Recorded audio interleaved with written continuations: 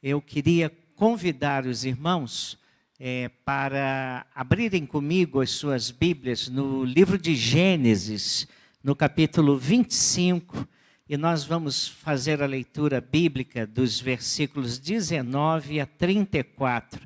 E eu queria falar sobre a geração do caminho mais curto. Gênesis 25, de 19 até o versículo 34.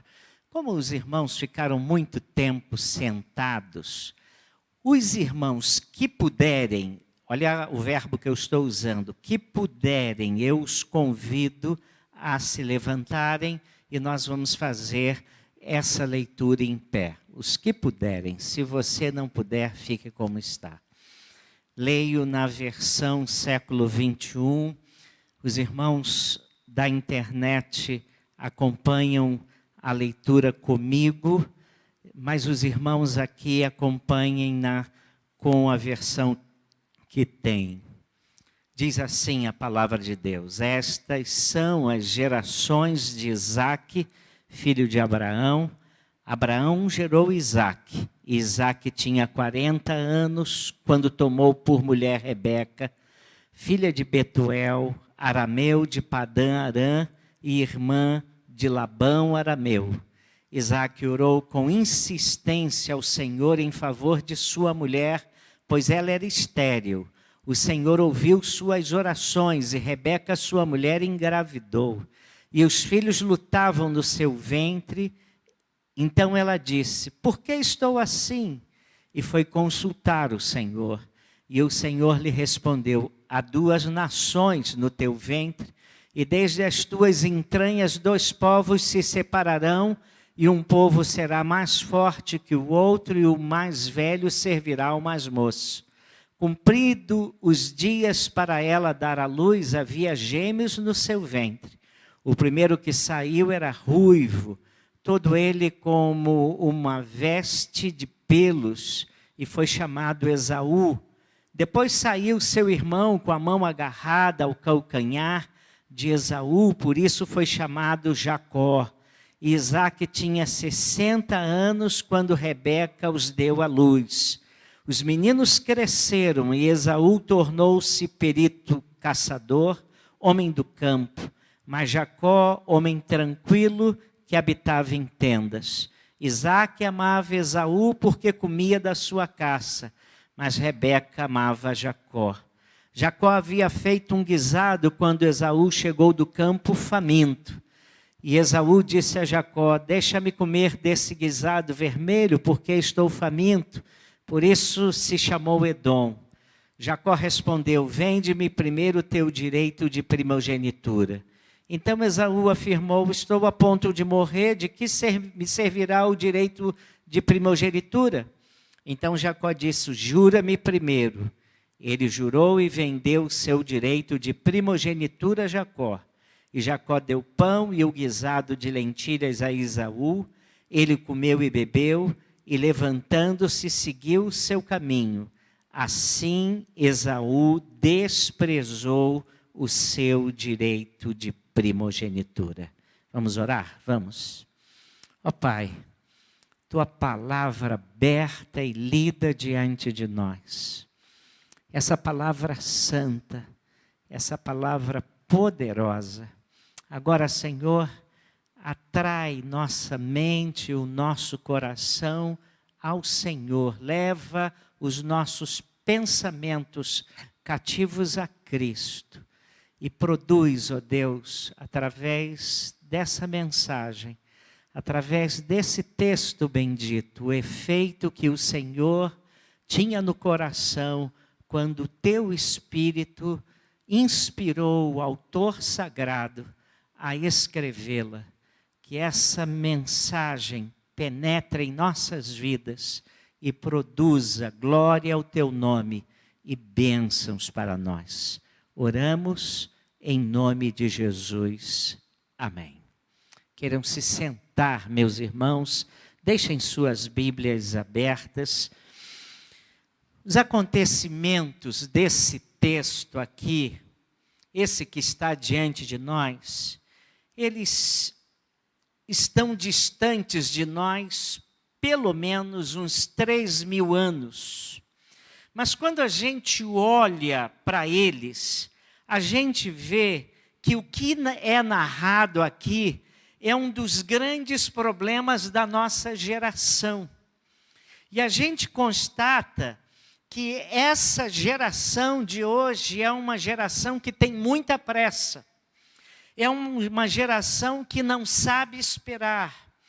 E às vezes eu fico pensando que esse texto é atual, sabe por quê? Não é uma questão de geração, é uma questão da nossa natureza humana. Quando a Bíblia foi escrita, os vários livros bíblicos, as histórias contidas nele tinham propósitos didáticos.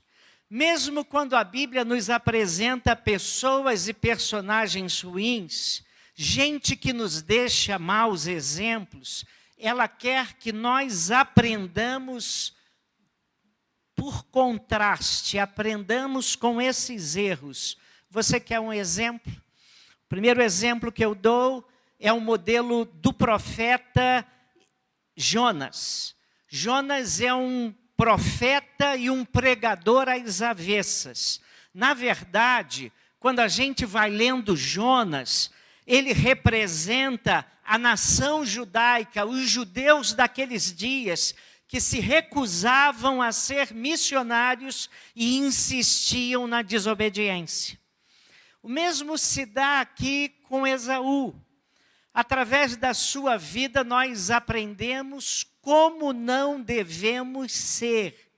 Porque Esaú é aquela pessoa que, mesmo tendo sido criada num ambiente piedoso, onde ele pôde ver as promessas de Deus se cumprindo claramente na sua família, presentes a olhos vistos, ele perdeu completamente os valores que ele viu serem alimentados dentro do seu lar.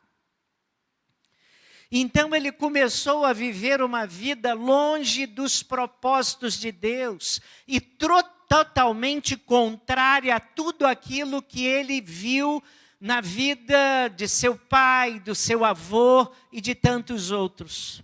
Aí eu me volto para o apóstolo Paulo em Romanos 15:4, quando ele diz que tudo que na Bíblia outrora foi escrito serve para nos ensinar, e ele nos diz assim, Romanos 15:4, porquanto tudo que foi escrito no passado foi escrito para nos ensinar, de forma que por meio da perseverança e do bom ânimo provenientes das Escrituras, mantenhamos firme a nossa esperança.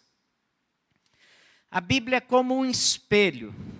Nela nós vemos a nossa face. Nela nós vemos quem nós somos. E muitas vezes nós vemos aquilo que nós não gostamos de ver em nós. Aquilo que nós não deveríamos ser.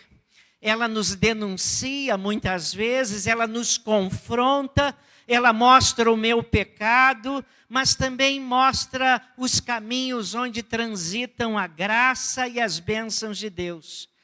E Esaú se parece com um homem pós-moderno.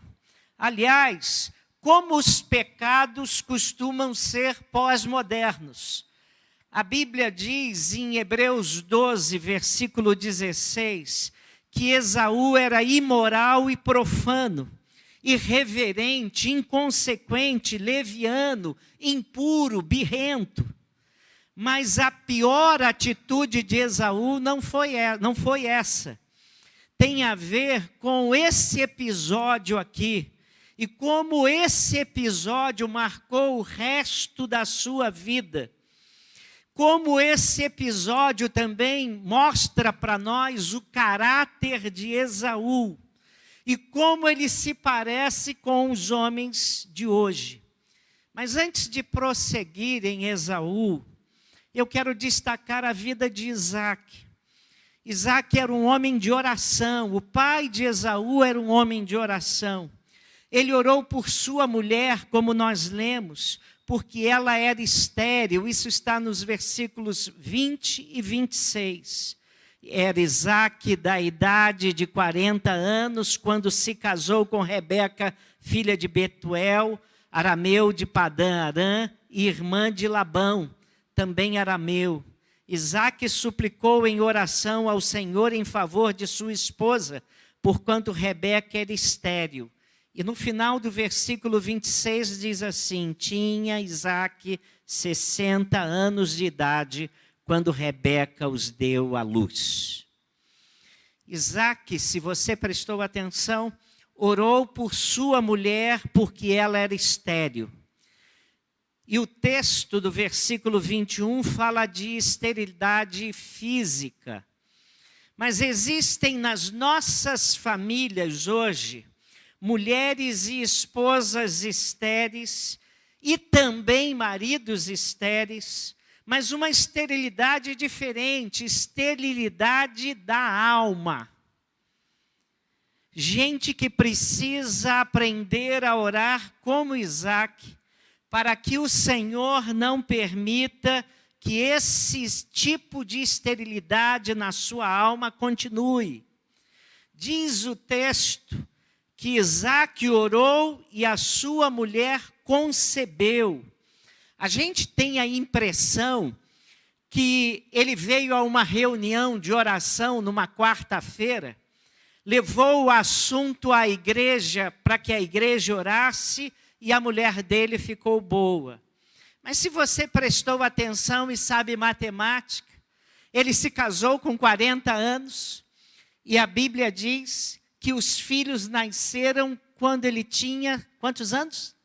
60. Quantos anos Isaque orou? Orou 20 anos pela sua mulher, pedindo a Deus que abrisse a madre da sua mulher. Eu imagino todos os dias ele dizendo: Deus, faz um milagre na vida da minha esposa, Senhor. Senhor, faz um milagre no corpo dela, Senhor. Eu sei que o Senhor pode fazer isso, porque eu testemunhar os meus pais, dizem todos ao meu redor que eu sou fruto de um milagre também. O Senhor ouviu a oração, o Senhor concedeu a bênção na minha mãe, e ela me teve com 90 anos de idade. Senhor, eu já vi, já soube que isso aconteceu com a minha mãe, que também era estéril. Eu já vi esse filme. Eu tenho exatas noções de milagres acontecendo, fruto da tua misericórdia. Então, Senhor, tem misericórdia do meu lar também. Depois de dizer isso, se você prestar atenção, quantas mulheres na Bíblia nós temos registradas que elas eram estéreis e elas oraram ao Senhor e tiveram filhas? Vou colocar mais duas e vocês ficam com o dever para casa para saberem quais são as outras duas. Mulher estéril na Bíblia era especialidade de Deus fazê-las ter filhos. Ore ao Senhor, Deus ouve as nossas orações. Agora entramos na história desses dois meninos que foram alvos da oração, Esaú e Jacó. E a Bíblia diz, volta lá aquele slide, a Bíblia diz, por favor, e a Bíblia diz que eles já brigavam no ventre. Está lá, eles brigando ali. E o texto diz que nasceu o mais velho Esaú e Jacó, o menor, nasceu literalmente pegando no pé do seu irmão. Lá na sua casa, os seus filhos pegam no pé um do outro? Eu sei que na sua casa não acontece isso, só acontecia aqui, não é? Eu tenho certeza que só acontecia aqui. Lá na sua casa, você, se tem filhos, nenhum deles pegou no pé um do outro não, né? E os meninos nascem com características diferentes. O texto diz que Isaque tinha, por preferência, Esaú, que era guerreiro, caçador, gostava de esportes de aventura, caça, MMA, essas coisas. E o homem geralmente gosta disso, irmãos. Eu imagino que se fosse hoje, Esaú era aquele sujeito que saía do trabalho e, em vez de ir direto para casa, ia para o barzinho, irmãos. Ia lá para um bar pé sujo, comer linguiça e tomar cerveja, irmãos. Ficar bebendo lá para casa, até voltar para casa meio bêbado. Depois para ver o jogo do Flamengo. Mas a minha imaginação está meio pobre, né? Jacó não. Jacó era pacato, era caseiro, gostava de livros, videogame, dessas coisas, programa de TV de culinária. Né? Devia haver MasterChef, talvez Ana Maria Braga, alguma coisa assim, irmãos. E Rebeca se identificou com Jacó. E esses meninos já brigavam no ventre, e agora os pais reforçam essa atitude de competição, tendo predileção um por um, outro por outro. Isso certamente fazia com que os pais julgassem filhos um contra o outro. E aquela casa se tornou uma Olimpíada muito ruim. Um dia, Esaú chega do campo muito cansado e quase morrendo. 25, de 29 a 32. Certa vez, Esaú chegou esgotado, faminto do campo, e pediu-lhe: deixa-me comer desse cozido vermelho, pois estou com muita fome. Então Jacó lhe propôs: vende-me primeiro o teu direito de primogenitura. Ao que Esaú replicou: eis que eu vou morrer, de que me servirá o direito de primogenitura? E aqui, irmãos, começam alguns problemas típicos, não só na vida de Esaú, mas da nossa geração.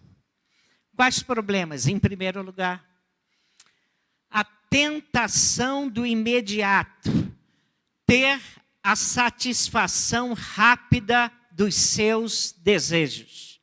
Esaú está com fome, possui necessidades não satisfeitas, tem necessidades físicas. Jacó está com um prato pronto, um cozinhado de lentilha. Irmãos, nem a nossa cantina aqui na igreja faz cozinhado de lentilhas, irmãos. Para depois dos nossos cultos não faz, irmão. Não ia sair, irmãos. Não ia sair. Você conhece alguém que faça sopa de lentilhas? Irmãos, você não faz. Você faz sopa de outras coisas, mas são poucos. João Marcos, a gente faz até sopa de cebola, mas sopa de lentilha, irmãos, mas aquilo pareceu uma picanha, irmãos, ao ponto para Esaú, irmãos. Jacó consegue fazê-lo jurar, e Esaú toma uma decisão que vai ter consequências para a sua vida inteira. Esaú levianamente se esquece, como a nossa geração também, que algumas opções erradas que nós tomamos trazem implicações para toda a nossa vida. Nós somos uma geração ansiosa por resultados imediatos. A nossa geração é a geração fast food. Nós não sabemos esperar, nem temos paciências com processos. E quando nós somos desafiados por situações perniciosas, tentações sutis e mais, nós encontramos uma dificuldade imensa para resistir a isso. Porque nós fomos ensinados a atender os nossos desejos imediatos. Nós somos a geração dos desejos imediatos, até nas igrejas você vê pressa. Nós queremos bênção, mas queremos ela rapidamente. E nós não queremos pagar o preço. Quando queremos santidade, por exemplo, queremos a opção de santidade a jato. Aí você é aliciado a ir a um encontro de final de semana por santidade a jato. Aí, num final de semana, você entra um pecador brabo lá naquele sítio, naquele lugar, naquele retiro, e depois de um final de semana volta completamente santificado. Somos como o velho desenho do Popeye. Ele sempre tomava a surra do Brutus, lembra? Ele, como marinheiro, com aparência forte, mas diante do Brutus ele era um fracote. O Brutus vinha, dava uma surra nele e tomava a mulher dele, até que ele tomasse um espinafre. Aí depois que ele tomava o espinafre, ele tornava-se um gigante e ninguém mais lhe batia.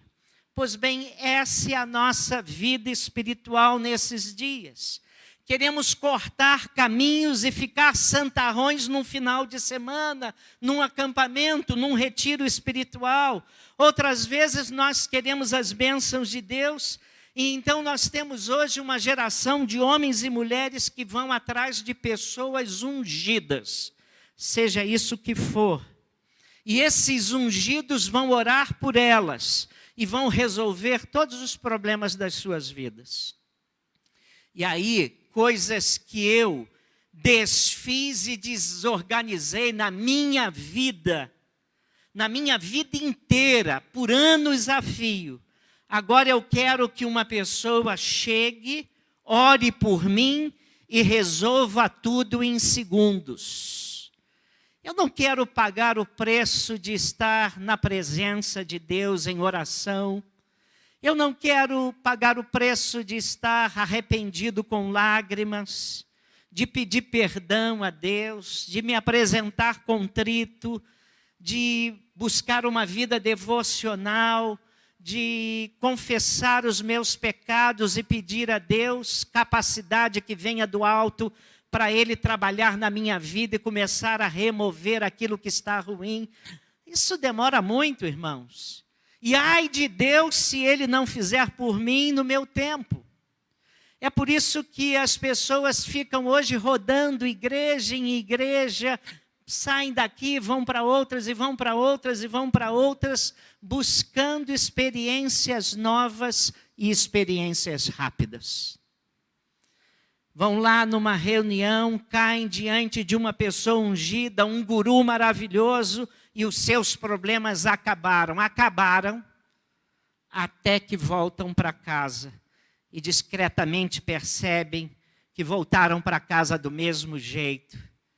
E veem que não mudou nada, e aí ficam com raiva de Deus. Uma pessoa disse assim: mas pastor, eu caí no espírito. E o pastor disse: mas você se levantou no espírito. Essa é a nossa geração, fazendo o mesmo que Esaú queria. Tudo para agora e tudo para já. Nós somos a geração micro-ondas, querendo unção por osmose sem passarmos pela cruz. Querido, considere as suas lutas realmente diante de Deus.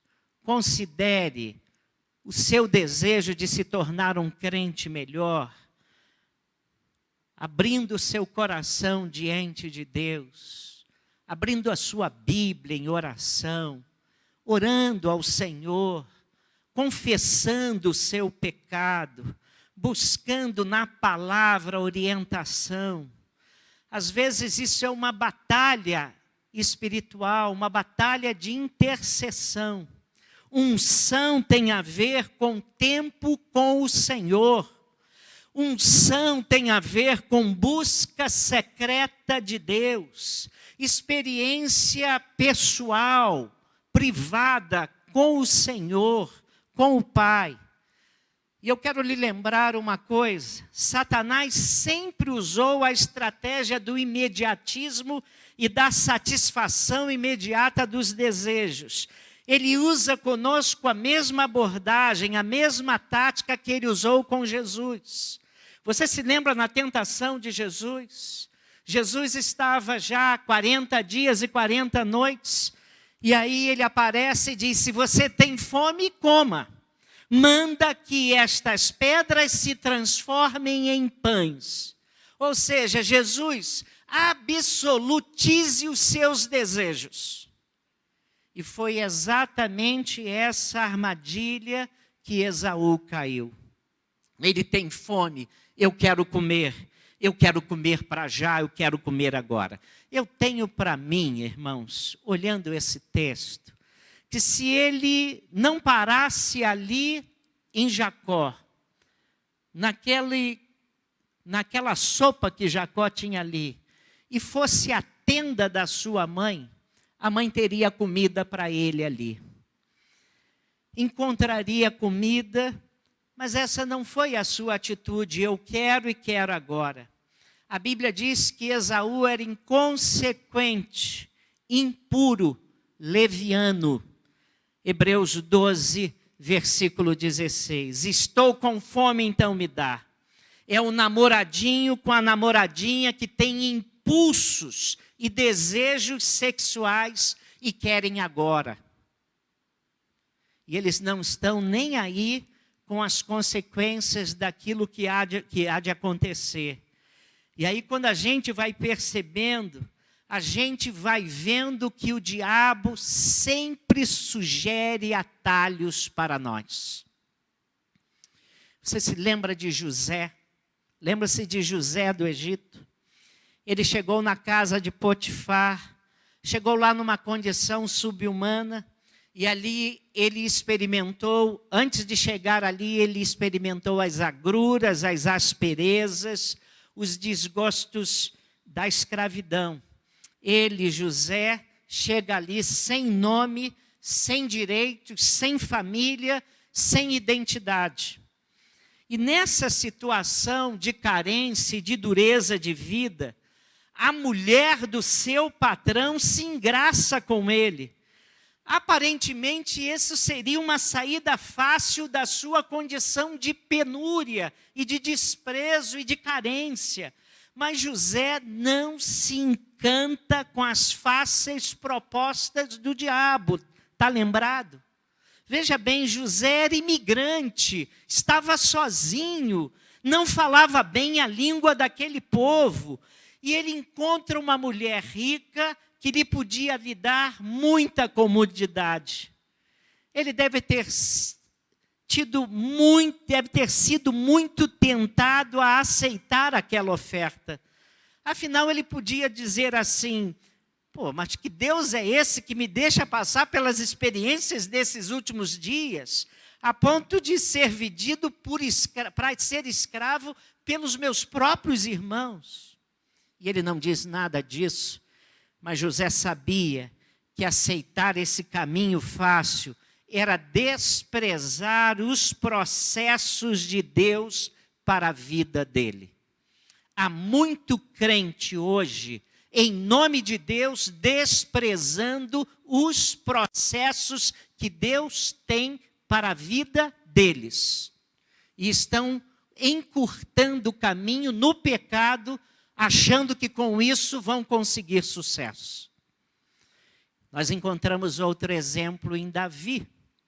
Saul era um rei paranoico e doente, que vivia atormentado por sentimentos de perseguição e por opressão maligna, obcecado com a ideia de que Davi era contra ele.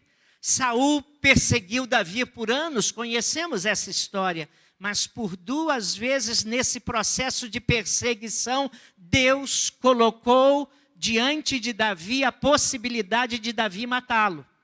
Uma vez ele estava apertado, procurou uma gruta para se aliviar, e era a gruta onde Davi e os seus soldados estavam escondidos. Os soldados disseram, olha, Deus está lhe dando esse homem, vá lá, mata-o, ele está caçando você.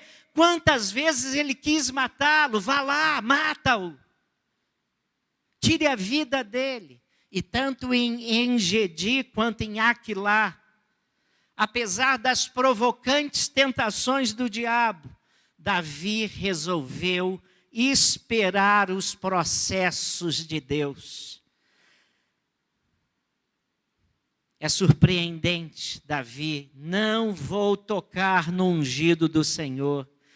Davi não tem desejos de atropelar as oportunidades, tomando atalhos que contrariavam a sua consciência. Isso aqui não é problema meu, não. Saul é problema de Deus. Ele é que vai tratar Saul. E ele aguardou a hora, sabia que tinha a promessa do Senhor que seria rei em Israel e que seria muito melhor viver como um justo, a correr riscos com Deus, de pegar algum atalho por sua própria conta. Aí a gente volta ao caso de Esaú. Irmãos, o prato de Jacó devia ser cheiroso, atraente, até bonito. Ou quem sabe não tinha nada disso, já que quem tem fome, qualquer prato de comida é saboroso. Há até uma história que fala de um príncipe que foi perseguido juntamente com seu pai durante um golpe de Estado. E ele se refugiou na cabana de um camponês, e num lugar desértico, e a única coisa que o camponês podia lhe oferecer era uma omelete. E o príncipe afirmou que aquela fora a mais saborosa comida da sua vida. Anos depois, as coisas se normalizaram no palácio, o golpe de Estado fracassou, ele tornou-se rei e sentiu saudade daquela omelete. Pediu ao cozinheiro do palácio que preparasse algo tão saboroso quanto aquela comida, e o chefe da cozinha daquele palácio sabiamente respondeu: meu querido rei, impossível preparar uma comida tão boa, porque eu não tenho alguns ingredientes que só aqueles momentos que o Senhor viveu poderiam lhe propiciar. A fome que o Senhor tinha e as circunstâncias que o Senhor vivia. Nós precisamos entender que a gratificação muitas vezes implica a gratificação vinda da parte de Deus. Muitas vezes implica em demora. Vou repetir. Muitas vezes, aquilo que você está esperando de Deus, você tem que esperar mesmo, porque Deus tem a hora dele. Muitas vezes temos de esperar, pois as coisas têm processos.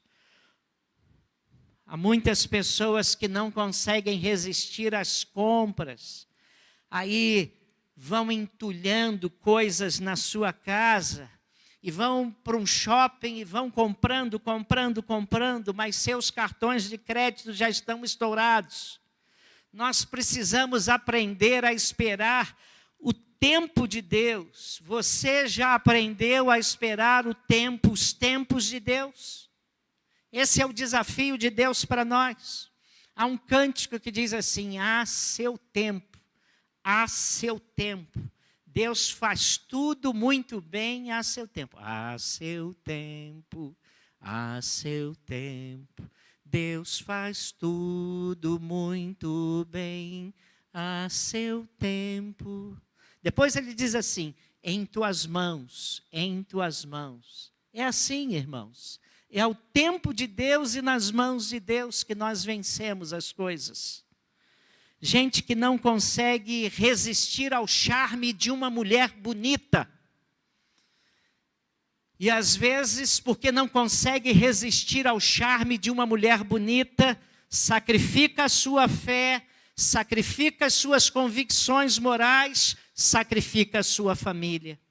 Gente que vende sua consciência por propostas imediatas de subornos e ganhos ilícitos.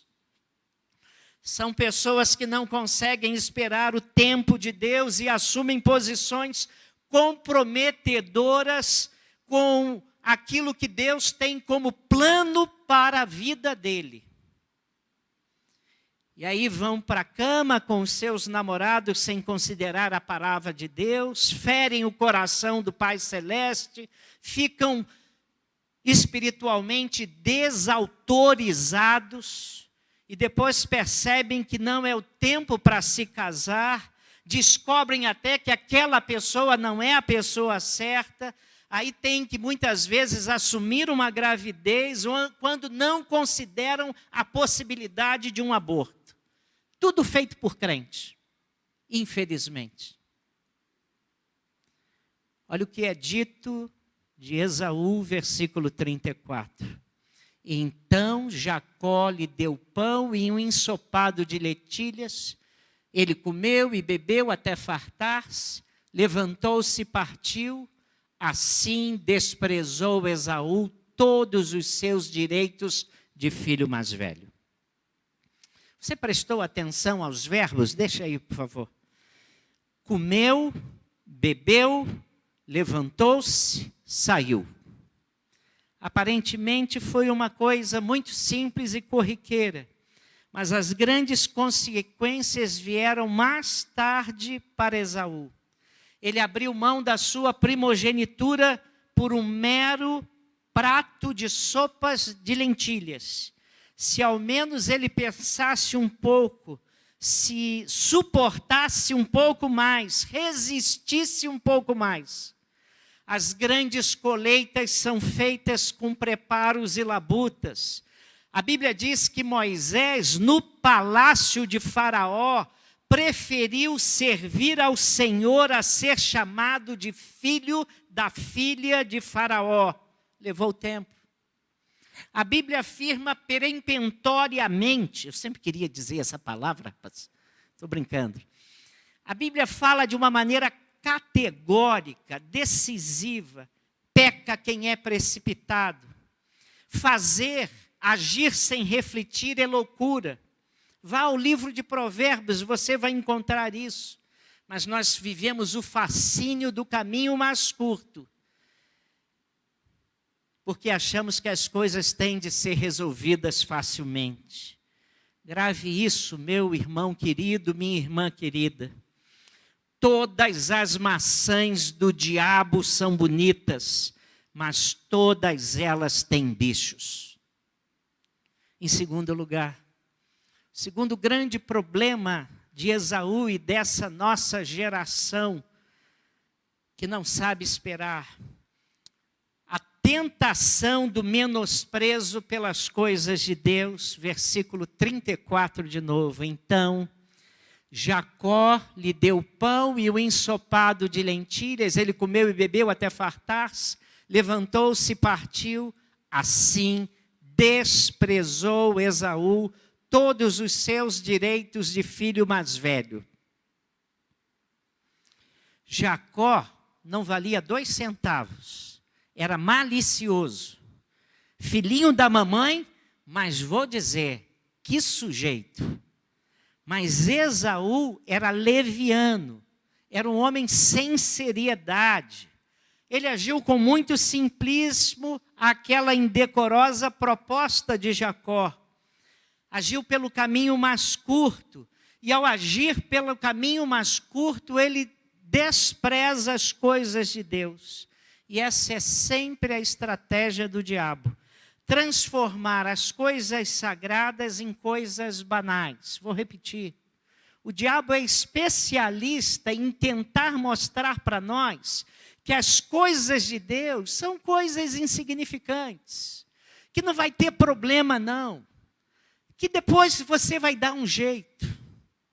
E ele nos leva a pensar, e quer nos levar a pensar que aquilo que nós temos de mais sagrado, que são nossas heranças divinas, nossos princípios espirituais, que nós recebemos muitas vezes dos nossos pais, de pessoas queridas, compromissos que nós assumimos diante da igreja, diante de Deus, diante do povo de Deus, diante do trono de Deus.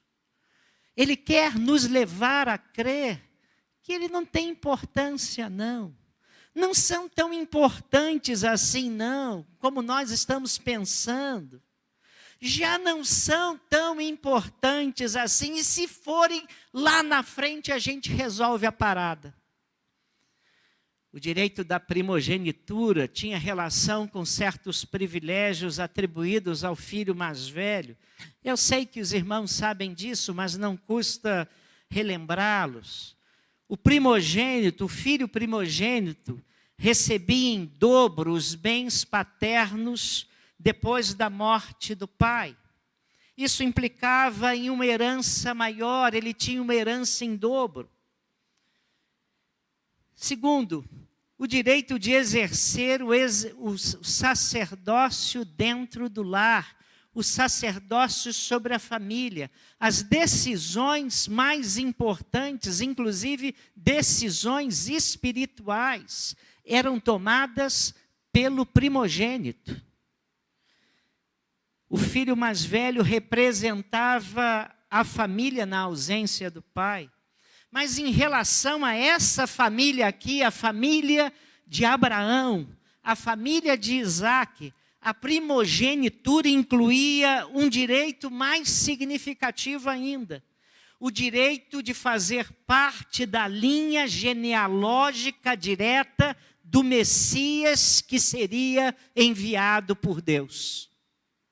Tamanho privilégio. Infelizmente, essas coisas pareciam não fazer muito sentido para a alma leviana, inconsequente, imatura, debochada de Esaú. Muitos jovens criados na igreja também parecem desconsiderar essas verdades. Fé cristã, compromisso com Deus, vida com Deus, santidade, vida sem pecado, e facilmente desconsideram e desvalorizam seus valores, trocando-os por bagatelas e quinquilharias. O famoso violinista Petropovic, numa entrevista há muitos anos dada à revista Veja, afirmou o seguinte: o hábito pode tirar a inspiração. E o que ele queria dizer com isso? O hábito pode tirar a inspiração. Ele vai dizendo o seguinte: as coisas vão se tornando tão rotineiras e já são tão comuns que você já não considera a importância e o valor que aquilo que você faz rotineiramente tem. Você desvaloriza aquilo que você faz porque se tornou uma rotina na sua vida. Muitas vezes, pelo fato de estarmos tão acostumados com as coisas divinas, acostumados em ouvir a palavra de Deus, nós já não somos impactados pelas verdades do Evangelho.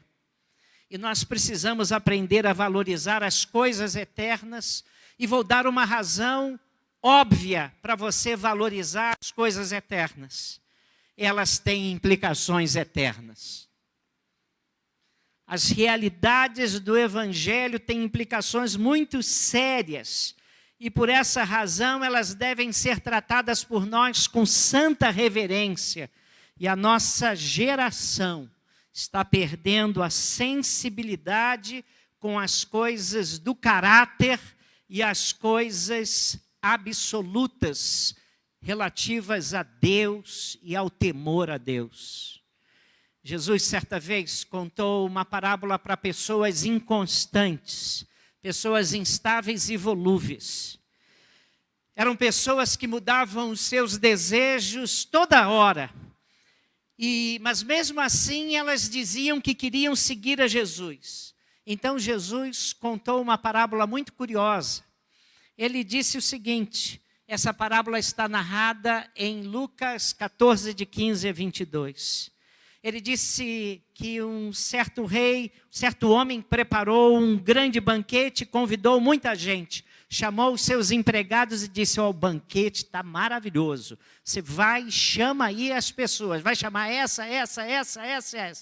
Aí foi lá, os empregados foram chamar as pessoas os convidados para aquele banquete, para aquela festa. Mas os convidados começaram a arrumar desculpas. Um disse que não ia porque comprou uma propriedade e precisava vê-la. Outro comprou 5 juntas de bois. Os bois eram colocados em pares, colocados lado a lado para arar a terra ou então para levar um carro de boi. E ele comprou 5 juntas, 5 pares. E agora ele disse, eu preciso experimentá-los. O outro deu outra desculpa, eu acabei de me casar, não posso ir não. Mas o ponto central dessa parábola, proferida por Jesus, era o seguinte: o que é melhor? Seguir o reino ou experimentar as novas juntas de boi ou apreciar um campo recém-adquirido? O que é melhor? E Jesus conclui a seguinte: se o seu reino não for prioridade em nossas vidas, jamais conseguiremos nos tornar discípulos seus. É isso que ele está dizendo. O reino de Deus tem que ser prioritário. Jamais conseguiremos nos tornar seus discípulos, mas jamais conseguiremos entrar no reino. É isso. Esaú disse, de que me vale o sagrado se estou com fome? E a palavra de Deus diz que ele desprezou a sua primogenitura. Não venda os seus direitos espirituais, meu irmão, minha irmã. O desprezo das coisas sagradas traz danos espirituais para a nossa vida. Nós perdemos bênçãos, nós perdemos privilégios de Deus. Traz também danos emocionais, recalque, depressão, amargura, a vida não entra nos eixos. E eu vou dar um exemplo do próprio Esaú. A gente vê isso, vê que Esaú começou a viver de mal com a vida. Posteriormente, quando o irmão ainda roubou a bênção que o pai ia dar, e quando ele sabe disso, ele está desgostoso com a vida e diz, versículo 41, depois disso passou Isaías não tem nada a ver aqui com a história. Depois disso passou Esaú a odiar seu irmão Jacó por causa da bênção que seu pai lhe determinara e prometeu a si mesmo. Estão próximos os dias de luto de meu pai, então matarei meu irmão Jacó. Esaú, depois dessa experiência, ele vai enchendo seu coração de raiva, decide matar seu irmão, e por desprezar as coisas de Deus, ele torna-se um rebelde, um birrento. Soube que os seus pais tinham problemas com a família de Ismael. Então ele decidiu aborrecer o coração dos pais. E se casou com uma das filhas de Ismael, seu tio. Depois disso, passou Esaú a odiar, É o outro texto, por favor. Vendo também Esaú que as filhas de Canaã eram mais aos olhos de Isaque, seu pai, a Malaate, filha de Ismael, se casou. Ele se casou para aborrecer o pai. Está entendendo como, quando nós desprezamos as coisas de Deus, esse desprezo se volta para nós. E nós somos os mais prejudicados. Deixa eu terminar antes que digam glória. Posso falar isso, Jane não está aqui. Para encerrar essa nossa reflexão, eu queria fazer algumas aplicações. E a primeira é essa. Leviandade e precipitação têm a ver com caráter. Com a nossa interioridade e a profundidade de alma. Esaú faz tudo isso levianamente e a sua atitude não o perturba diante de Deus. A sua reação é de completa displicência diante de Deus. Comeu, bebeu, levantou-se, saiu, tchau. Não refletiu sobre a sua atitude, não demonstrou arrependimento, não se incomodou, não lamentou o seu passo errado, que pelo menos se você errar, você pare para refletir e aprender com seus erros. Segundo lugar, não negocie seus direitos espirituais. Sempre que negociamos com os nossos direitos espirituais, Deus nos colocou em Cristo, nas religiões celestiais em Cristo. Ele nos tirou das garras de Satanás e nos colocou no seu reino de luz, num lugar de proteção. E quando nós cedemos, nós começamos a caminhar em lugares muito ruins. Sempre que nós fazemos isso, sofremos graves consequências. Crentes que andam fora dos padrões espirituais que Deus tem para eles, chamam para si problemas. 2 personagens bíblicos nos dão autoridade para dizer isso: Jonas e Salomão. Estou aí. Se quiser, fala um pouco sobre eles, não vou falar. Mas sempre que andamos fora dos padrões espirituais que Deus tem para nós, nós nos tornamos, parecemos que atraímos raios de problemas. Jonas fugiu de Deus e causou problema para ele e para quem estava no barco. Não abra mão das bênçãos espirituais que Deus tem para você. O preço que você vai pagar é muito alto, o custo é elevado. Davi perdeu a autoridade dele.